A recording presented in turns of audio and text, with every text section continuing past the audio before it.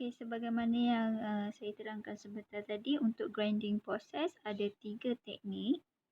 Okey. Teknik yang pertama, ball mill, yang mana dalam mesin tu dia letak berbola. Okey. Apabila diputarkan, berbola tu akan berlanggar antara satu sama lain dan juga bersama lam tadi, siramid lam tu. Jadi apabila pelanggaran berlaku, lam tadi akan hancur lah. Okey. Teknik yang kedua ialah roller mill. Okey, yang tadi guna ball, yang sekarang ni guna roller. Okey. Dia kaedah yang sama juga, proses kisaran berlaku, tetapi dia buat dalam bentuk rolling. Roller tu yang berputar. Okey, kalau anda tengok di sini.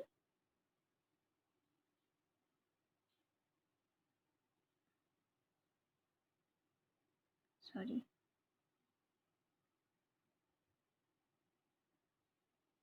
Kenapa dia tak nak pergi?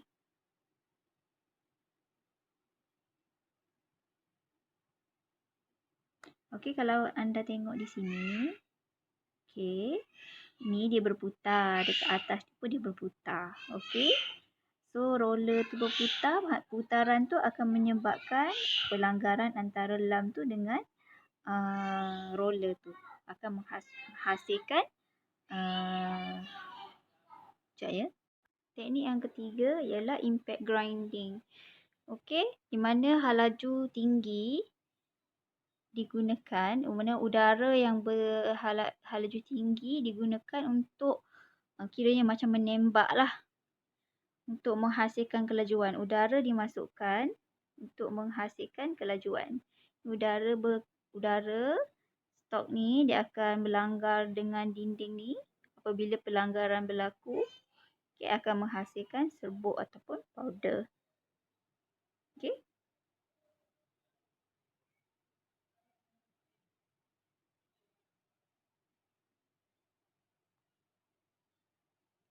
Okey, ni step 2 secara detail lah. Tadi saya ada bagi tahu kan. Untuk step 2 ni, untuk hasilkan plastik punya paste, akan ada campuran air. Okey. Campuran air tu dia dicampurkan based on apa produk yang akan dihasilkan. Okay, the shaping processes are divided based on the consistency of the mixture. Dekat bahagian shaping ni, kita pecahkan kepada beberapa kaedah lah. Okay, iaitu slip casting, plastic forming, semi-dry pressing dan juga dry pressing. Okay, setiap teknik ni you all kena tahulah. Okay, untuk shaping ni ada 4 kaedah. Okay, kaedah yang pertama, jika nak gunakan proses slip casting, mixture tu mestilah dalam bentuk slurry. Okey. Bentuk slurry ni maknanya dia cair sikit lah.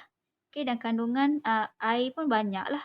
25 to 40% of water untuk slip casting punya proses. Okey, nanti saya akan terangkan detail slip casting punya proses tu macam mana. Okey. Kaedah yang kedua untuk shaping ini adalah plastic forming, yang mana dia punya percentage of water adalah 15 ke 25%. Okey.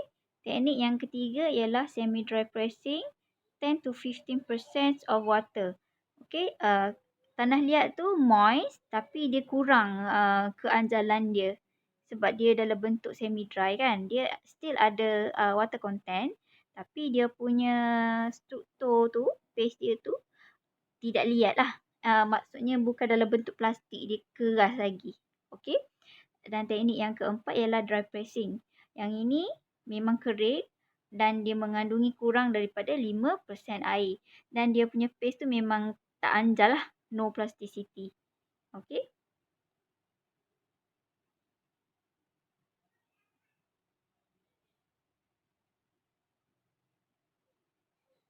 Okey, ini shaping proses yang pertama yang saya terangkan tadi, slip casting. So memang you kena tahu lukis step-step dia sebagai penerangan. Okey, sebagai penerangan.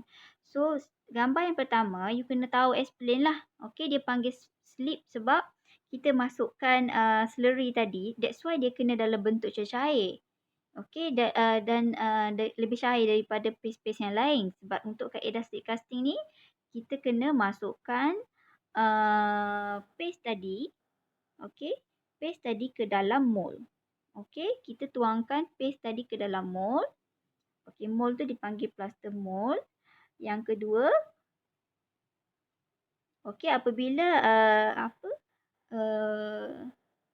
air tu diserap di sekeliling mold ni, dia akan lekatlah dekat mold ni kan. Okey, dia akan lekat dekat mold ni. Jadi step yang ketiga, kita kena terbalikkan mold tu dan buang lebihan paste tadi. Okey, kita buang lebihan paste tadi. Okey, tuangkan dia, jadi lebihan paste tu akan keluar. Jadi produk tu akan terhasil. Okey, produk akan terhasil. Part is removed from mold and trim. Jadi part ni, mold ni kita buka lah. Mold ni boleh buka. Okey, akan terhasil lah produk seramik ni. Okey, dan proses seterusnya ialah trimming kan. Okey. Teknik shaping yang kedua.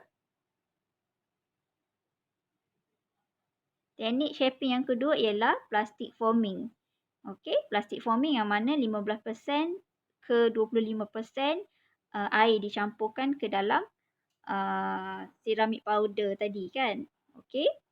Okay. Kaedah dia seperti mana yang ditunjukkan dalam gambar ni lah. Okey. Clay slug ni dia panggil slug. Tadi dia panggil slurry sebab dia sedikit dalam bentuk cecair. Betul tak? Dia boleh mengalir. So yang ini dipanggil slug. Okey. Sebab dia kurang dah sikit air kan. Dia jadi slug. Dia jadi macam bentuk plastisine lah. Okey. Okey. So wet clay slug tu kita letakkan ke atas mold yang berbentuk convex ni. Okey. Yang berbentuk convex. Dan tekanan akan dikenakan bahagian atas tu. Okey, tekanan dikenakan. Mold tu berbentuk lah. Okey. Jadi dia bagi impact di kiri kanan, bagi impact banyak kali lah. Mula-mula impact yang pertama, impact yang kedua, impact yang ketiga. Akan menghasilkan satu produk. Okey, setiap shape ni, dia ada kegunaan dia untuk lain-lain produk lah. Nanti saya akan terangkan lah. Cuma yang sekarang ni awak perlu tahu, untuk shaping ada 4 kaedah. Kaedah yang pertama tadi slip casting, kaedah yang kedua plastic forming dan kaedah yang ketiga ialah semi dry pressing. Okey, semi dry pressing. Persen dia 10 hingga 15% air. Okey, so clay tu lembab tapi dia kurang anjal. Okey, jadi proses yang diguna pakai ni dia guna proses pressing. Okey, dia guna kaedah pressing. So starting powders tu kita letak ke dalam mold. Okey, letak dalam dalam die ni lah, dia panggil die. Okey. Okey, letak dalam cavity ni. Dia open mold lah ni. Atas buka. Okey, dan pressure dikenakan. Okey, akan terhasil produk yang diinginkan lah. Okey, biasanya kaedah pressing ni dia akan meninggalkan flash ataupun lebihan. Sebab bila kita kena pressure akan ada yang terkeluar. Siapa pernah main plastisine masa kecil kan? Kalau ada acuan bila kita letak plastisine, akan ada lebihan yang terkeluar daripada mold tu kan?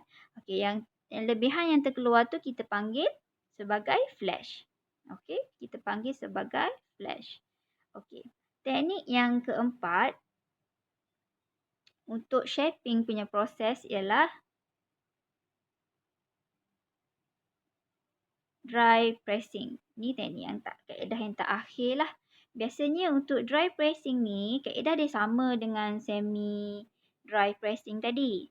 Cuma perbezaan dia dari segi material dia. Yang semi dry tadi ada sikit kandungan air. Yang dry ni tak ada, tapi dia campur dengan binders. Okay? Sebab kalau dia kering, dia tak boleh nak pegang antara dia. Jadi powder tadi kita campur dengan binders. Binders dalam bahasa Melayu ialah pengikat. Okay? Binders are usually added to the dry powder mix to provide sufficient strength in the press part for subsequent handling. Okay? Kadang-kadang kita letak juga pelincir untuk mengelakkan, maknanya sapu dekat mold tu untuk mengelakkan daripada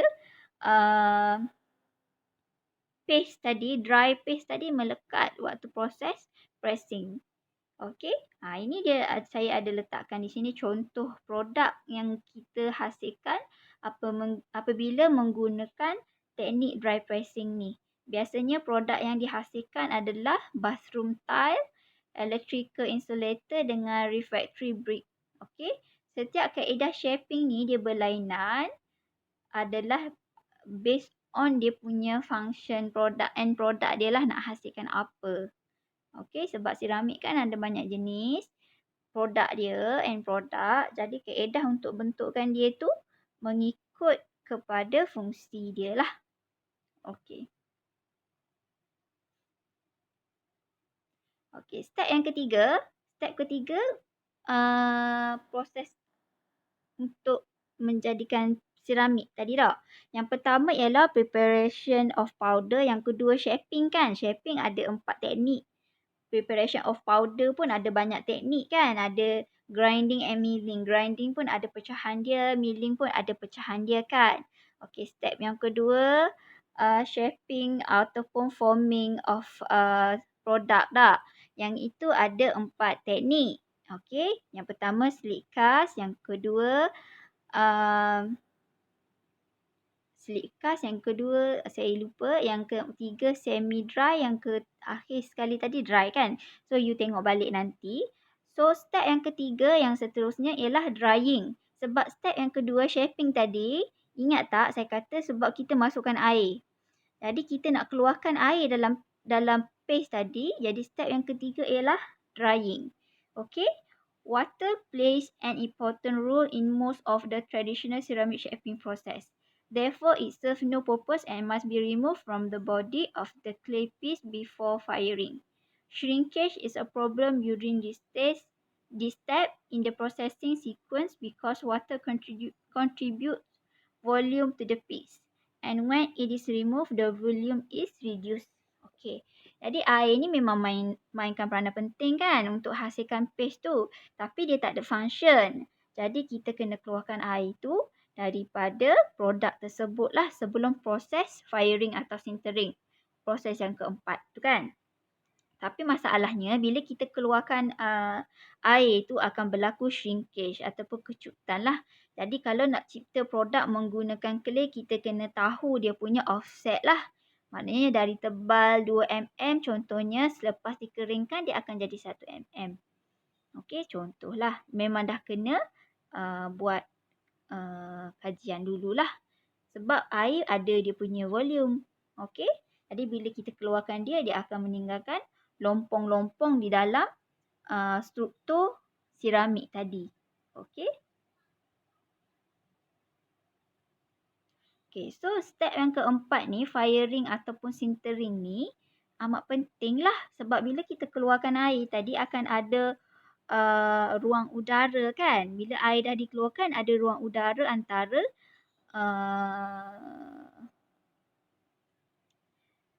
antara item seramik lah. The right terms, I forgot the right terms. Tapi maknanya boleh faham dia punya struktur tadi bila kita dah buatkan bentuk, ada air. Bila ada air, kita keluarkan akan ada lompong-lompong lah dalam dia punya mold tu kan. After shaping but before firing, the ceramic piece is said to be green. Okay, dia panggil green product. Okay, sebelum sintering ni dia panggil green product, maknanya kita tak buat treatment apa-apa lagi. Okay, kalau dekat foundry pun, you buat proses foundry kan ada green sand kan? Tu sebelum firing punya proses. Okay. The green piece lack hardness and strength. Jadi sebelum firing ni yang step ketiga tu produk kamu masih tak kuat lagi lah. Okay. Masih fragile lagi. Okay. Jadi kita kena, it must be fired to fix the part shape and achieve hardness and strength in the finished ware. Okay. Jadi step 4 ni very crucial. Okay, untuk menghasilkan satu produk yang bagus lah. Okay, to achieve hardness and strength. Okay. Okay, itu adalah step-step untuk new ceramic punya. Untuk menghasilkan traditional ceramic. Ada 4 step, betul tak? Step pertama, preparation of powder. Yang tadilah yang saya terangkan untuk awak. Untuk anda semua. Step yang kedua, shaping atau forming. Step yang ketiga, drying. Step yang keempat, firing. Walau macam mana pun, proses untuk new ceramik, kan kita ada 3 jenis ceramik kan? Traditional ceramik, new ceramik dengan gelas. Okey. Proses untuk new ceramik ni dia hampir sama dengan proses untuk traditional ceramik, tetapi dia tak ada step untuk drying. Okey, dia tak ada step untuk drying. Okey. Dia ada tambahan finishing dekat belakang. Step dia tu hampir sama, tetapi dia punya operation tu ada difference lah. Okey. Part made of new ceramic sometimes require finishing. In general, this operation have one or more of the following purpose. First, to increase dimensional accuracy. Okay, second, to improve surface finish. Jadi untuk yang produk new ceramic ni, dia punya end product tu lagi cantik daripada traditional ceramic. Okay, maknanya dia ada finishing. Finishing dia dari in terms of glazing and so on lah. Okay. Alright.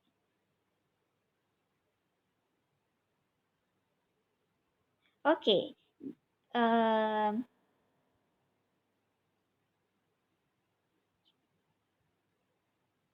Okay, soalan ini sebenarnya sepatutnya end of this chapter lah. Tapi sebab dia ada kat tengah-tengah ni, sebab saya nak tengok, you all tengok tak video ni sebenarnya. Okay, so I put in the middle of the session. Okay, submit you punya jawapan pada link yang akan saya sediakan dalam CDOS. Saya bagi masa sehingga hari Sabtu lah. You have banyak hari lah, don't worry. Okay, this is just an exercise to trigger your mind supaya you betul-betul faham lah. Okay, so glass is classified as ceramic material. Yet, glass is different from traditional and new ceramics. Okay, topik ni kita masuk lepas ni kan? Tapi tak apa, soalan ni, so awak kena habiskan next video lah untuk in order to answer this question. So, soalan dia, what is the difference? What is the difference between glass and traditional ceramic dengan new ceramic? Padahal glass ni adalah dalam kumpulan ceramik. Apa yang membezakan dia antara traditional and new ceramic? Okay. So, sila kemukakan jawapan anda lah. Saya tak nak ada jawapan yang sama. Even though you refer dalam internet, please do in your own way. Okay? Your own writing. Saya tahu penulisan anda macam mana. Okay, maknanya you baca and then you tulis balik, rewrite. Okay? Okay, second question. What is the predominant chemical compound in almost all glass product? Okay? Chemical compound apa yang biasanya ada dalam produk kaca ni? Okay. Alright. So, untuk next slide ni, saya akan masukkan dalam next video lah. Sebab video tak boleh panjang-panjang, nanti lama you nak upload. Okay? So, see you in next video.